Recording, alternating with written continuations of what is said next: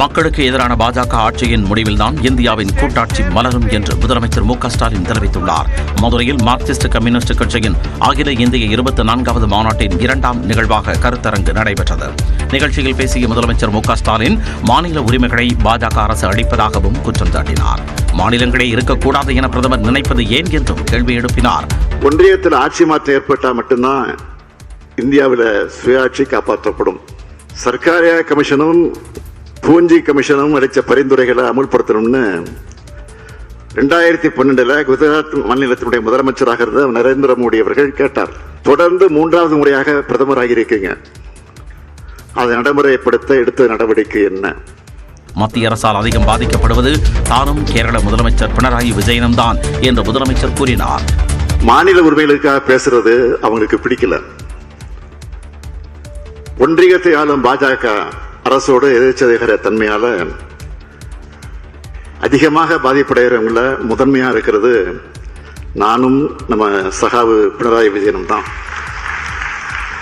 மாநில சுயாட்சி என்பது திமுக அரசின் உயிர் கொள்கை என்றும் தேசிய அளவில் கூட்டாட்சிக்காக தொடர்ந்து போராடி வருவதாகவும் முதலமைச்சர் மு.க. ஸ்டாலின் கூறினார். மாநில அரசுகளின் உரிமைகளில் மத்திய அரசு மிக அதிகமாக தலையிட்டு வருவதாகவும் அதை மாநிலங்கள் ஒன்றிணைந்து கடுமையாக எதிர்க்க வேண்டும் என்றும் கேரள முதலமைச்சர் பினராயி விஜயன் வலியுறுத்தினார். மதுரையில் நடைபெறும் மார்க்சிஸ்ட் கம்யூனிஸ்ட் கட்சியின் மாநில மாநாட்டின் அங்கமாக கூட்டாட்சி கோட்பாடே இந்தியாவின் வலிமை என்ற சிறப்பு கருத்தரங்கம் நடைபெற்றது. அதில் தமிழக முதலமைச்சர் மு.க. ஸ்டாலின், சிபிஎம் மூத்த தலைவர் பிரகாஷ் காரத் உள்ளிட்டோர் பங்கேற்றனர். அதில் பேசிய பினராயி விஜயன் மாநில மத்திய அரசுகளின் அதிகார எல்லை உள்ளிட்டவற்றை நிர்ணயிக்க அமைக்கப்பட்ட சர்க்காரியா கமிஷன் பரிந்துரைகள் அமல்படுத்தப்படாதது குறித்து வருத்தம் தெரிவித்தார். மாறாக எதேச்சதிகார போக்கிற்கு மத்திய அரசு மாறி வருவதாக வேதனை தெரிவித்தார்.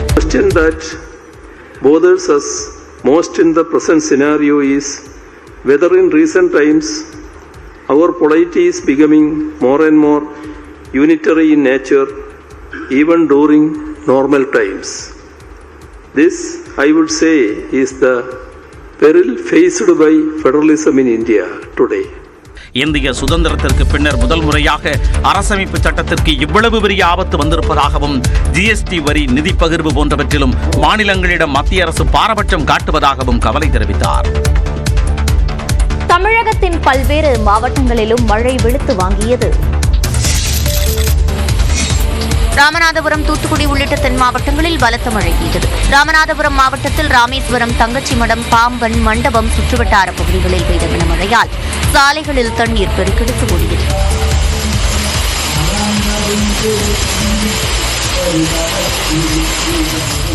தூத்துக்குடி மாநகரில் 3 மணி நேரத்திற்கு மேலாக கனமழை வெளுத்து வாங்கியது. கயத்தார், கடம்பூர் உள்ளிட்ட பகுதிகளில் பலத்த மழை பெய்தது. கோவில்பட்டியில் காற்றுடன் பெய்த மழையால் மின்சாரம் துண்டிக்கப்பட்டது.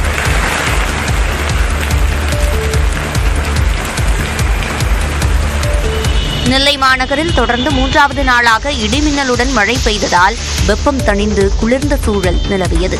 விருதுநகர் மாவட்டம் ராஜபாளையத்தில் 2 மணி நேரத்திற்கு மேலாக பலத்த மழை பெய்தது. பழைய பேருந்து நிலையம் முன்பாக மழைநீர் செல்ல வழி இல்லாமல் பாதாள சாக்கடை கழிவு நீருடன் கலந்து குளம் போல் தேங்கியதால் வாகன ஓட்டிகள் அவதிக்குள்ளாகினர்.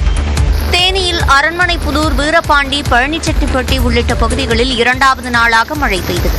வைகை அணையின் நீர்பிடிப்பு பகுதிகளிலும் கனமழை கொட்டி தீர்த்தது.